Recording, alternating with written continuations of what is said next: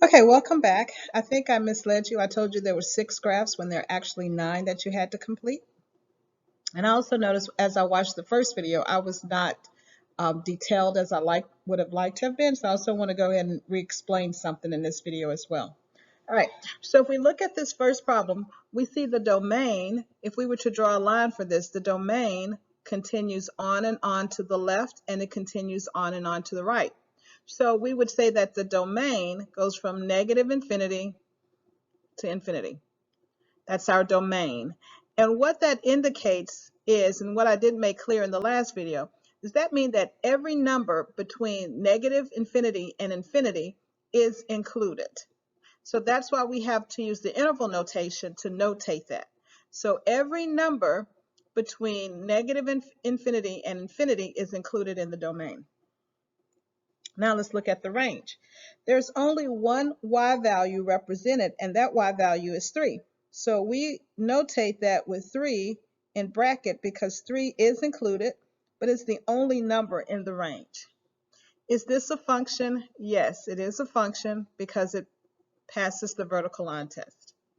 Okay, in problem number 5, this is a discrete function, meaning it's not continuous. So when your function is discrete, that's when you use the braces for the domain. So for this domain, because every number between -3 and -2 is not included, I just list the x values. -3, and I apologize for the way this looks.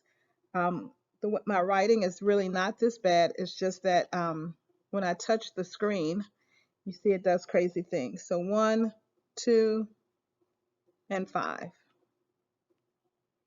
Okay, so that is the domain. The range would just be the y values that represent this. So this is -3 and the y value is 1. When x is -2, the y value is 0. When x is 1, the y value is 4. When x is 2, the y value is -5. And when x is 5, the y value is 1. So we don't have to repeat the 1. And I like to write it in numerical order. So I'm going to say the range. Let's start at -5, 0, 1, and 4. We don't have to write the 4 twice. Write the 1 twice. Is it a function? Yes, because no x value is represented more than once. So yes, it is a function. Okay, number 6, the domain. Again, this is a continuous function. And it goes all the way to the left. So the domain, and it keeps going on and on and on. So the domain is going to be negative infinity. It stops at 4, and everything between negative infinity and 4 is represented on that graph. So like 3.21758 is represented. Every number between negative infinity and 4 is represented. It's a closed circle, so it's going to be a bracket. What is the range? Well, again, to find the range, we look at the smallest y value.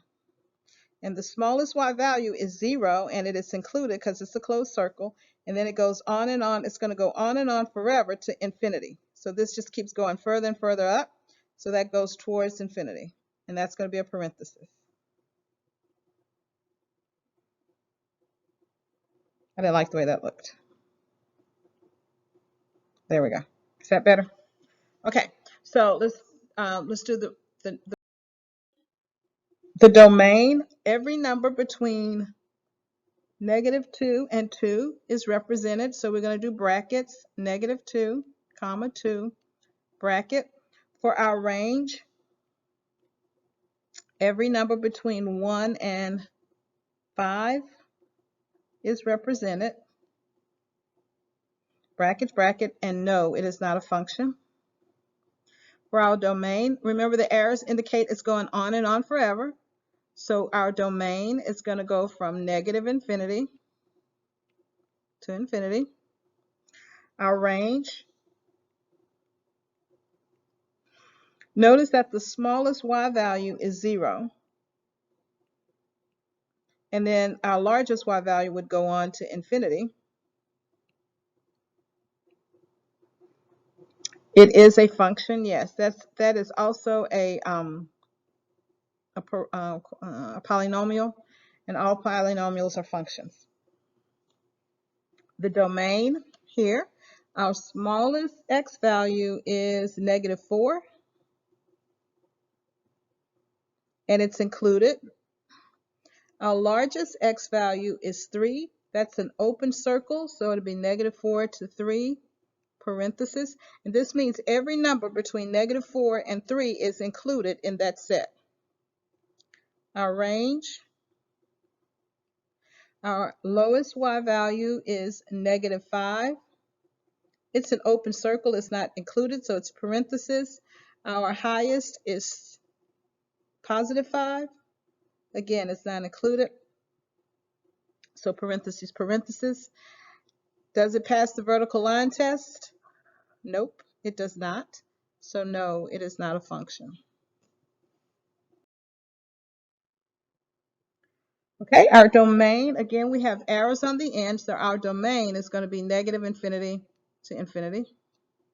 Our range, our smallest y value is -3. And it goes on and on forever to infinity, so it goes to infinity, parenthesis. Is it a function? Yes, it passes the vertical line test. Now, this function is going to take a little bit more to write the domain. Okay, notice our smallest x value is -4, and it's an open circle, so the domain is going to be -4, and it goes to -2. But notice open circle, so neither is -4 or -2 included. So it goes from -4 to -2. So we're going to use something called a union. And then it goes from -2 to 2. Neither of those are open.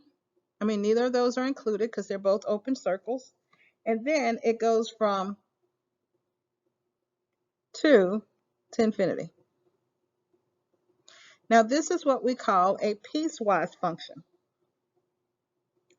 And we will deal more with piecewise functions later and writing the domain for a piecewise function later, but I just kind of threw that in there. All right, the range also has to be written using the and symbol as well, the union symbol as well. So what's our smallest? Well, you would say the smallest y value is -4, but we have to remember on this side, it keeps going on and on forever. So -4 is actually included on this side of the graph, and then every number to -infinity. So the range is actually -infinity, and then it goes up to 1, and that 1 is actually included because it's actually 1 at this point, it's actually 1 at that point, so it's actually included, so that needs to be a bracket. And yes, it is a function. So I know that one was a little more complicated, and we'll do some more like that later.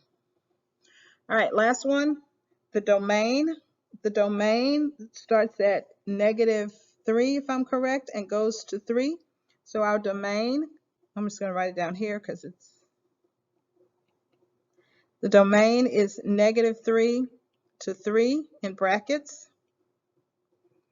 The range goes from -2 to 4, both in bracket, both are included. And then, no, it is not a function because of the vertical line. No. All right, on this example, what we're doing is we're evaluating a function. Notice I've given you 3 functions. They each have a different name. So we have f of x, g of x, and h of x.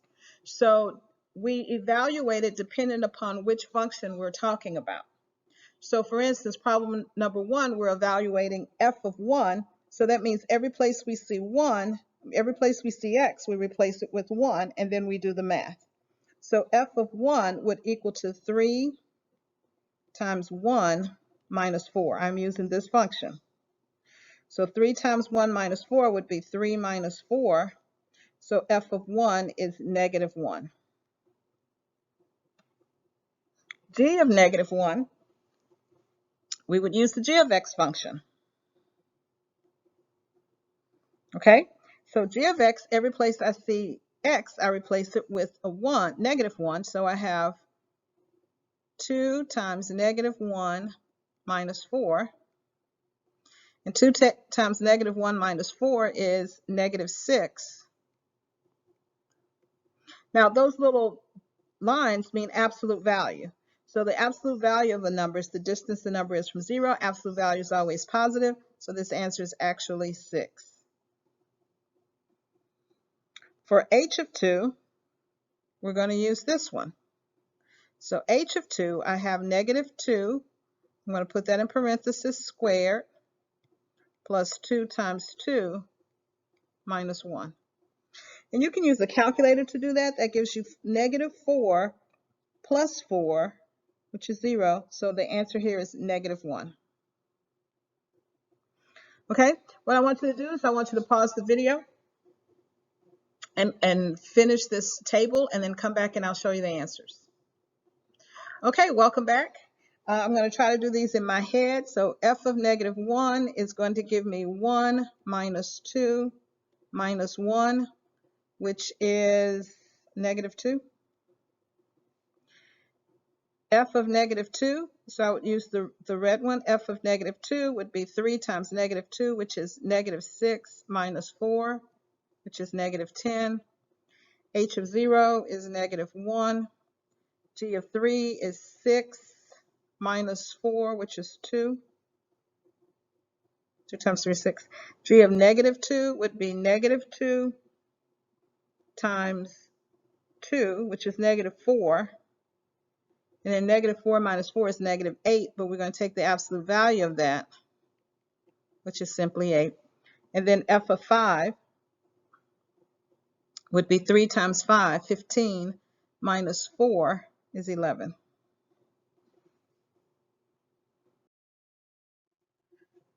Okay, so now we're going to look at evaluating a piecewise function.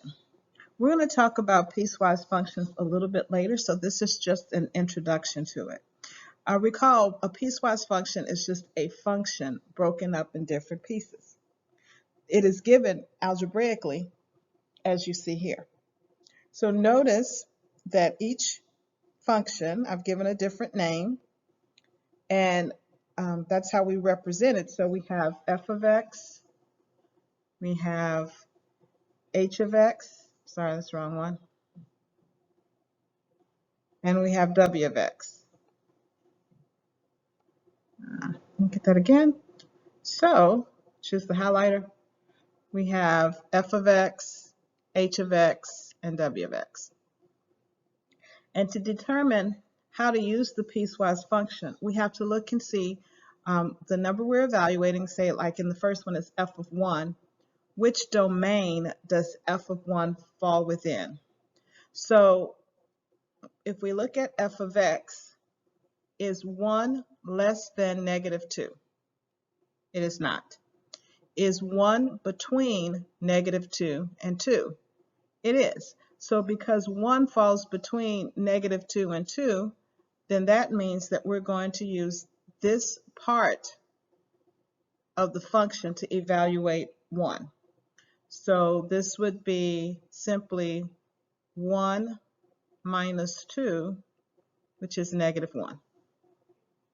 Okay, so w of negative 1, we're going to look at w of x and ask ourselves, is negative 1 less than 1? Because this is for all x is less than 1. And since negative 1 is less than 1, we're going to use this part of the domain to evaluate the expression. So that's the absolute value. So that's the absolute value of negative 1 minus 3, which is negative 4. The absolute value of negative 4, which is 4. So for h of 2, we're going to use h of x function and ask ourselves, is x is 2 less than negative 3, because this is for all values where x is less than negative 3. So 2 is not less than negative 3. So then we ask ourselves, is 2 greater than or equal to negative 3? And of course it is. So then we're going to use this part of the function to evaluate. So that would be 3 over 2. And we just leave it as a fraction. You can change it to 1.5 if it makes you happy. Okay? So let's do another example. We have h of negative 1. And again, we have to ask ourselves, is negative 1 less than negative 3? It's not. Negative 1 is greater than or equal to negative 3. So once again, we're going to use that second part of that graph. So we have 3 over negative 1, which is negative 3. F of negative 2. So the top part of this, and I'm going to erase this. Give me a second. Let me erase this just so, because there's too much stuff up there. So if we look at f of negative 2, the first part says x is less than or equal to negative 2. So negative 2 is equal to negative 2, so that means we're going to use this part of the graph, and that's simply the answer, simply negative 4. So can you pause the video, finish the next 4 problems, and then come back and we'll evaluate them together? Okay? All right, so for number 6, welcome back. And for number 6, we're evaluating h of negative 4. So negative 4 is less than negative 3, so that will be 2 raised to the negative 4. And you can use the calculator to simplify that, or you can just leave it as it is for now. W of 3. So W of 3, 3 is not less than 1, 3 is not equal to 1, so 3 is greater than 1, so that means we're going to use this function. So that would be the square root of 4 times 3, which is the square root of 12. And you can use your calculator to simplify that, but I'm cool with just leaving it as the square root of 12 for now. W of 1, so according to this, when x is equal to 1, let me get a highlighter there. When x is equal to 1, we're going to use this function. So we're going to place 1. Every place we see x, we're going to replace it with 1. So this is 1 minus 1 to the 4th, which is 0. And then f of 5 would be x is greater than or equal to 2. That's where it's 5. So this would be negative 2 times 5 plus 4, which is negative 10 plus 4, negative 6. Okay? So if you need more help with that, please send me an email or a text so we can talk about it tomorrow. In the previous slide, we evaluated the piecewise function algebraically, meaning you were given the function and you had to find the value of y. Now, this is a little easier because you're going to be given the graph and you have to find the value of y. So just remember, an open circle means that the function is not defined at that point, and a closed circle means that it is defined at that point. So in our very first case, we're trying to find f of 1. Now, I have taken the liberty of naming these, so this is f of x, w of x, and h of x. Okay? So if I want to find f of 1, I want to go to f of x graph, and I want to find when x is 1, what is that y value? So when x is 1, I see that y is also 1.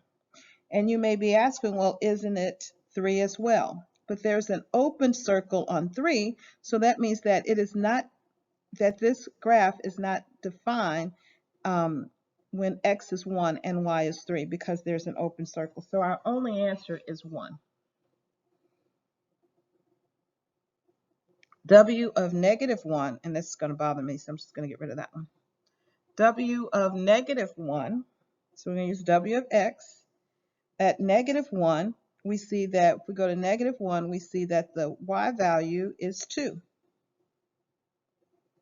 H of 2, so we're using this one. H of 2, when I go to the 2, I get 3. Easy peasy. H of negative 1. So when I go to negative 1, again, there seems to be two choices. One choice seems to be 0, and the other one seems to be 2. But remember, the open circle, it is not defined where there's an open circle, so I always choose the closed circle. So my only answer would be 0. So what I want you to do is I want you to pause the video and finish 5 through 9. Okay, welcome back. F of negative 2, I use here. F of negative 2 is 4. H of 0, looks like it's 1. W of 3, again, you have two choices. We always choose the closed circle choice, so that would be negative 2. W of 1 is 2. F of 2, two choices. Choose the closed circle, so that's 3.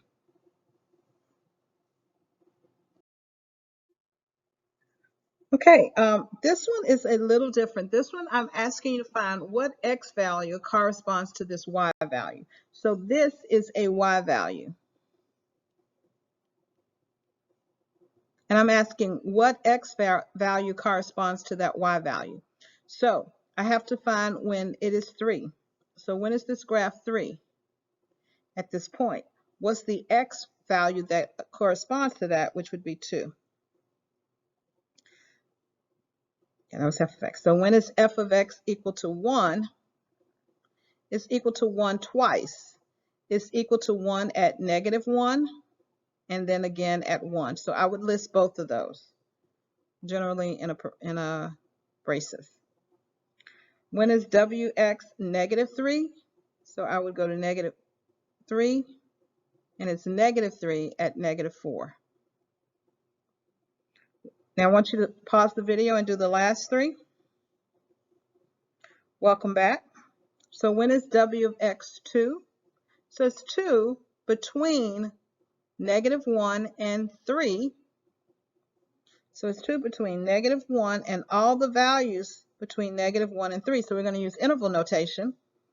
So is negative 1 included? Yes, there's a closed circle. Is 3 included? No, it's an open circle. So notice I use interval notation because it's included at all the numbers between there. Okay, so when is h of x 6? H of x is 6 when x is equal to 3. And when is h of x 0? It is 0 here, here, and there. So what is that? Negative 8, negative 1, and 9, I think. Notice I am not using interval notation because it's not a 0 at points in between. It's only at those points, and that's when I use the braces. Okay, that's it for today. So let's just talk about all the things that you've learned today. You should be able to determine the range and the domain of a function given the graph. Can you identify a function using vertical line test? Can you evaluate a function either given the function itself or given a graph? Oh, and can you do that twice? So that must have been important. Okay, that's all we have for today. Your homework assignment is on your calendar.